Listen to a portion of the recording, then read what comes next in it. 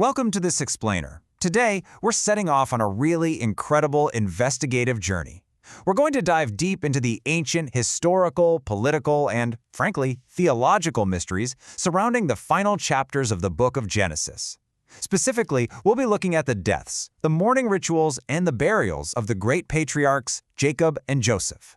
This isn't just some dry story about ancient funerals. It's a profound look at how faith completely collides with culture and how providence weaves its way through generations. So let me start by asking you a slightly wild question. Did a Hebrew patriarch actually become an Egyptian mummy? Think about it. If you read Genesis 50, it says that when Jacob dies, Joseph falls upon his father's face, weeps, kisses him, and then literally commands his servants, the physicians, to embalm his father. But wait a second. How could Jacob, one of the founding patriarchs of monotheism, possibly have been subjected to the deeply idolatrous and honestly physically destructive Egyptian mummification process? It just seems like a massive contradiction to absolutely everything his family stood for. Section 1. The Embalming of Jacob. Okay, let's dive into this truly bizarre intersection of Hebrew covenantal traditions and ancient Egyptian death rates. Look at the exact wording we get in the book of Genesis. It gives us a highly specific timeline. And 40 days were fulfilled for him, for so are fulfilled the days of those which are embalmed. And the Egyptians mourned for him 60 days. I really want you to treat those numbers, the 40 days and the 70 days, as our very first major historical clues. The text is going out of its way to give us this exact time frame. Why? Well, to put that into perspective, we kind of need to compare it to what we know today. Modern embalming? It takes just a few hours and uses chemicals to temporarily delay decay. But ancient Egyptian mummification, that is a totally different beast. That takes exactly 40 days. It requires pulling out the internal organs and packing the body with hundreds of pounds of natron salt to completely dehydrate it. So that 40-day timeline in our biblical text, it perfectly matches this incredibly gruesome Egyptian natron dehydration process. And as you can guess, this raises a massive red flag for the ancient Israelites. And here is exactly why it's such a huge red flag, a concept known as Nevul Hamit. This is the strict traditional Jewish prohibition against the desecration or mutilation of a human corpse. Mummification completely violates the core Israelite value of treating the human form, which they believed was created in the image of God, with ultimate respect. Pulling out organs? Pulling a brain out through the nostrils? No way! That would be utterly repugnant to Jacob's family. And on top of that, the full 70-day Egyptian mourning period was usually packed with idolatrous incantations and rituals. So what actually happened here? As you can see, there's a really fascinating textual anomaly that we need to solve. Both Jacob and Joseph are described as being embalmed in the text. But look at their ultimate fates. Jacob's body is carried away completely intact to Canaan right after the mourning period. But when it comes to Joseph, decades later, the text goes out of its way to specifically call his remains bones. Now, if both of them were mummified in the traditional Egyptian way, Joseph wouldn't just be a pile of bones, and Jacob certainly wouldn't have been spared all that mutilation. So how do we piece this puzzle together? Well, it looks like Joseph pulled off a brilliant diplomatic cover-up. As vizier, Joseph's father was a massive revered figure in Egypt. The public totally expected a royal 70-day mourning period and a 40-day mummification. And there's this fascinating midrash that suggests Jacob actually asked to be embalmed to hide the fact that righteous bodies don't naturally decompose, because he was terrified the Egyptians might try to worship him as a god. To balance all this out, Joseph's personal physicians, importantly not the Egyptian priests, likely used what you could call an embalming plus method. They coated Jacob externally with oils and spices, wrapped him up tightly, and strictly avoided any evisceration. They literally just waited out the 40-day clock to honor Egyptian cultural expectations on the outside while protecting his father's body from mutilation on the inside. Section 2, Pharaoh's permission to mourn. Moving right along, now that the mourning is done, we've got to look at the political logistics. Genesis tells us Joseph had to explicitly ask Pharaoh for permission to take an incredibly massive company of mourners all the way to Canaan. But you've got to ask yourself, why couldn't the second most powerful guy in the entire empire just take a quick trip to bury his dad?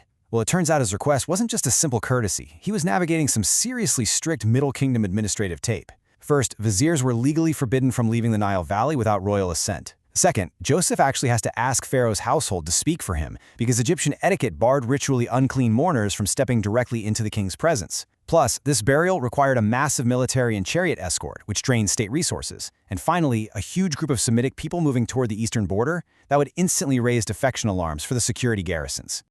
This was no easy road trip. In fact, the text actually tells us they stopped at the threshing floor of Atad, and they mourned so heavily for 7 days that the local Canaanites renamed the place Abel Mizrahim, which literally means the mourning of the Egyptians.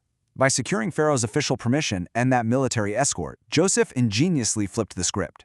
He turned what could have looked like a highly suspicious family defection into an officially protected state mission, ensuring his dad was safely laid to rest in the cave of Machpelah.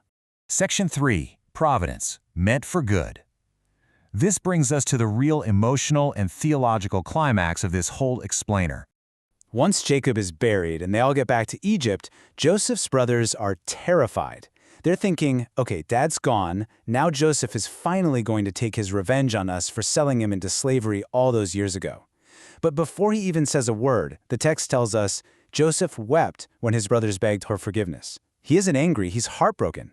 He looks right at them and says, "As for you, you meant evil against me, but God meant it for good, to bring it about that many people should be kept alive as they are today." What an absolutely incredible statement. It completely resolves this massive macro-narrative of the brothers' betrayal. Joseph realizes his suffering wasn't just some random bad luck. It was governed by God's overarching sovereignty to save his family and ultimately to preserve those covenant promises made to Abraham.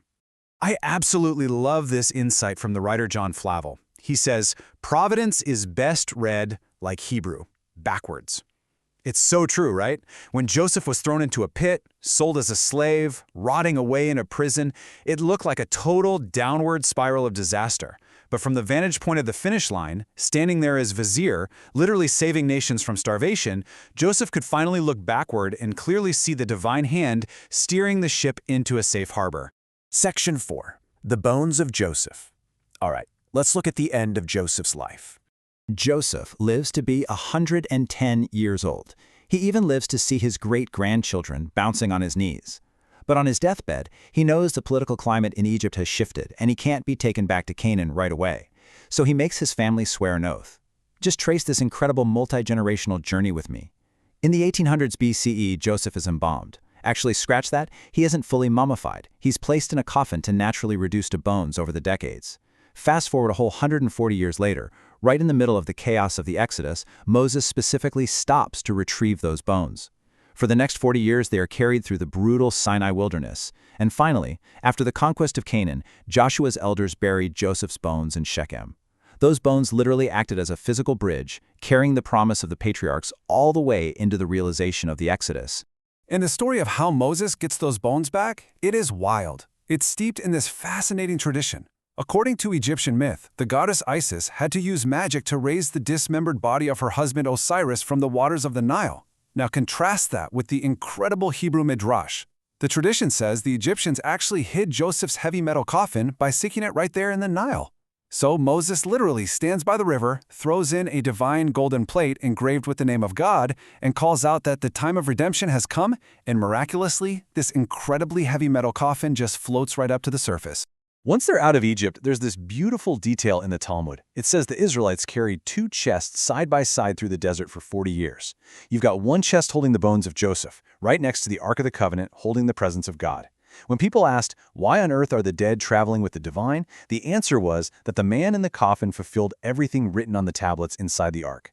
Carrying Joseph's bones wasn't just some chore, it was a profound spiritual foundation. It was a constant reminder to the Israelites that faith and providence outlast literally the greatest empires on earth.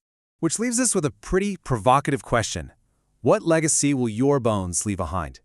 I mean, Joseph's faithful endurance through horrific betrayal, his brilliant navigation of foreign politics, and his ultimate, unwavering trust in providence, that rippled through centuries to inspire millions of people. When we look back at the tapestry of our own messy lives, especially the really dark moments, can we trust that it's all actually being meant for good? Thank you so much for joining me on this explainer, and I hope you keep digging into these profound historical mysteries.